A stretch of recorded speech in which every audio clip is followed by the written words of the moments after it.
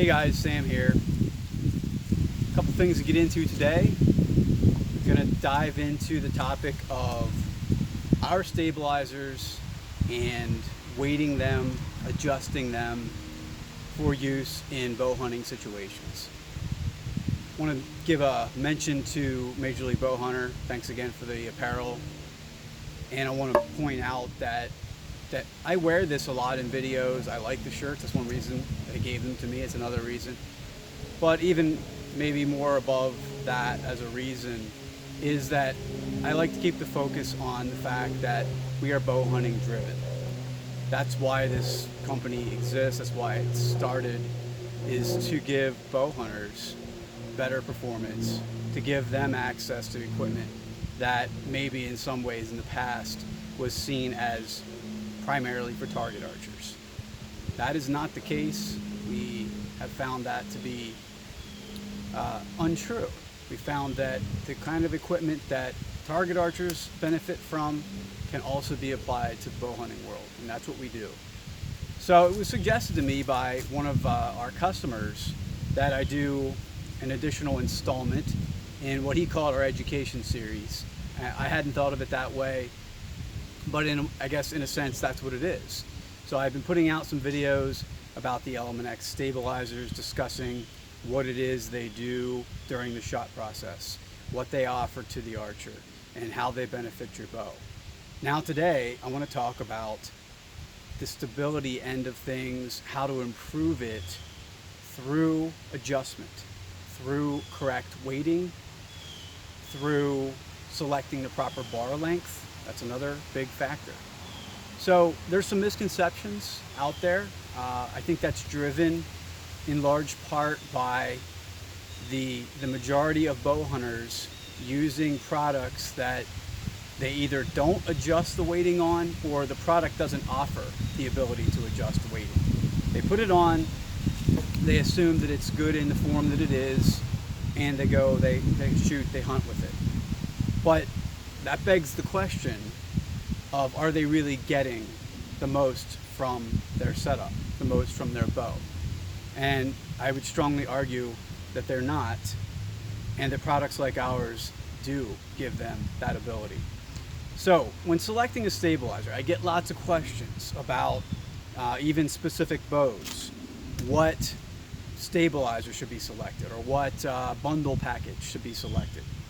And in some cases I am able to give the customer very specific info on that particular bow, because I've dealt with other customers and gotten the feedback, or personally have handled the bow.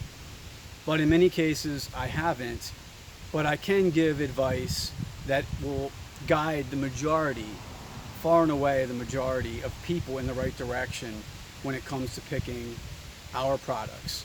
Now, I'm not going to say, I don't make the claim that I am some authority on bow tuning. I do believe it's fair to say that I'm the authority on our products, though, on Titanium Archery products, assortment, what we offer. So given that, you can take the information I'm delivering here and use it with confidence, that if you're adjusting our products the way I suggest, that it will benefit you. So let's go back around now and dive into the meat and potatoes of this, and discuss what it is that you need to be looking at. I'm going to show you my bow here. Most of you probably have seen it. Side stabilizer, 8-inch. You can see that actually extends back slightly beyond the cam. Front stabilizer. This is an 8. This is an 8.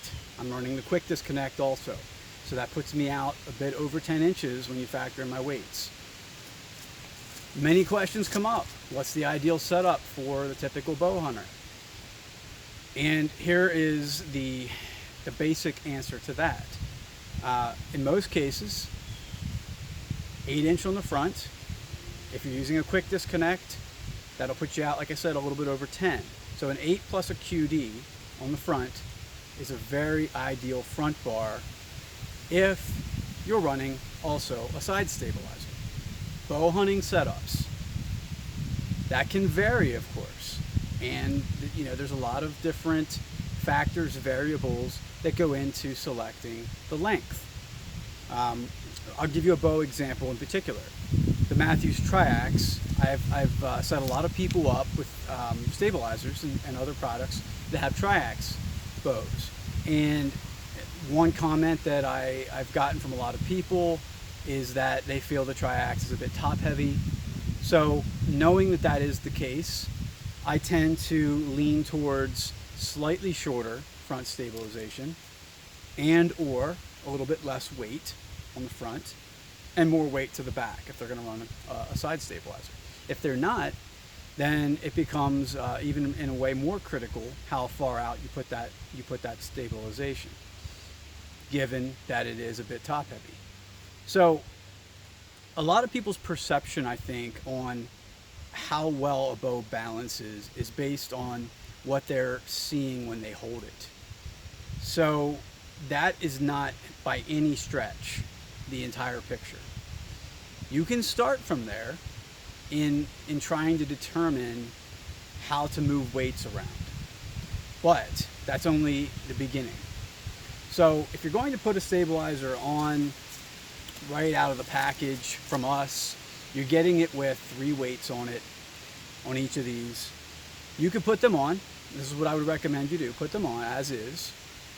Get a feel for how the bow is canting or holding in your hand. But don't take that as an indication of if it's right or not. What's the ultimate gauge of if the product is functioning how we intend it to? Better accuracy, on target. That's where it's at. That's really all that matters. So you have to get the stabilizers on. You have to get arrows launched downrange. Might sound like a cop-out answer. It's not. It is the truth. So you need to get time in shooting, get to full draw with your bow.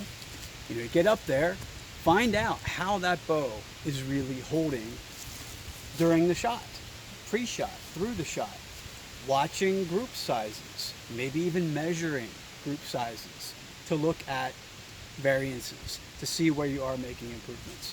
So when you're up at full draw, is the bow steady the entire time? Can you get the pin onto target quickly? Does it stay where you want it to?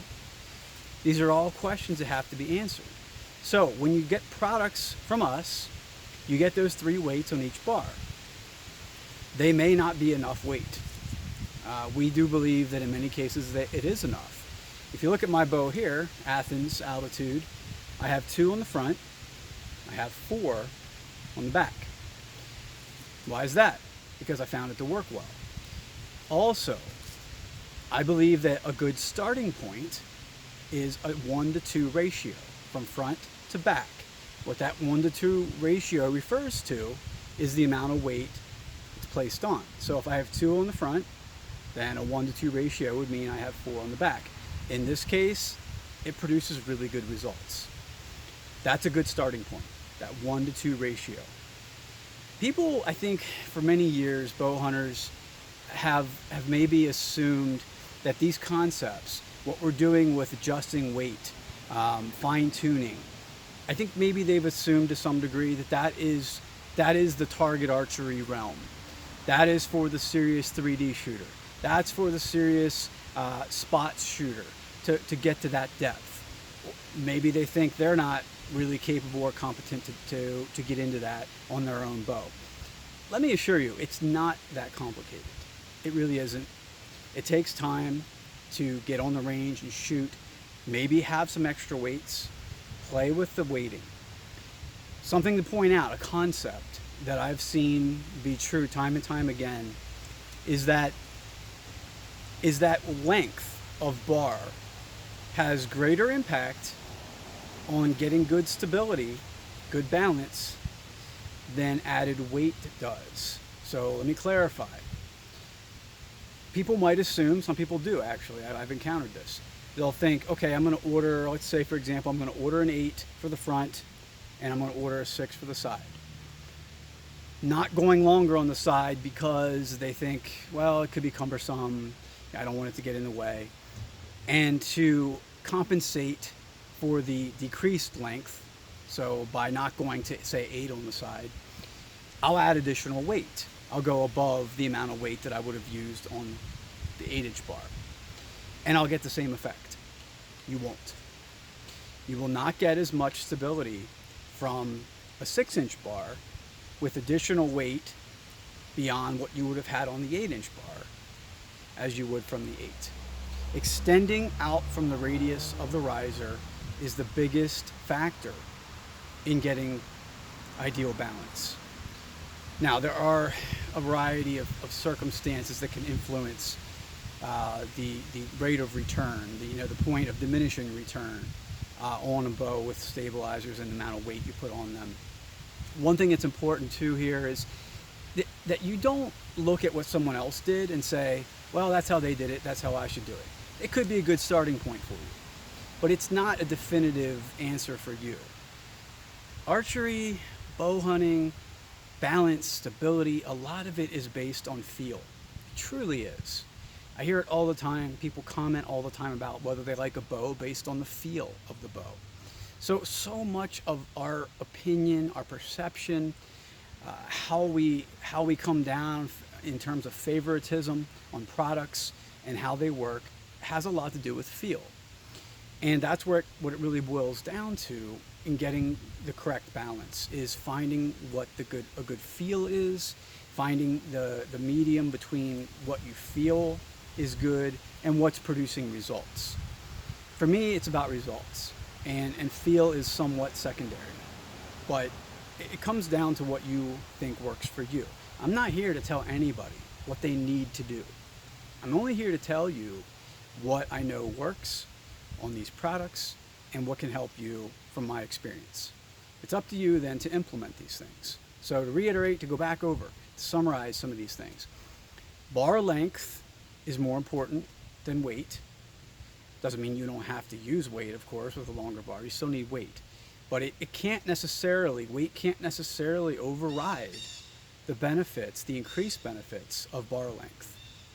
So if you're leaning one way or another, lean to the longer bar.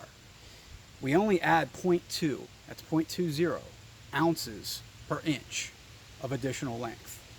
So you can actually get more performance out of a longer bar in some cases and have it be lighter overall than you would have had if you went with a shorter bar, because you do have to increase the weight to get improved benefits on stability.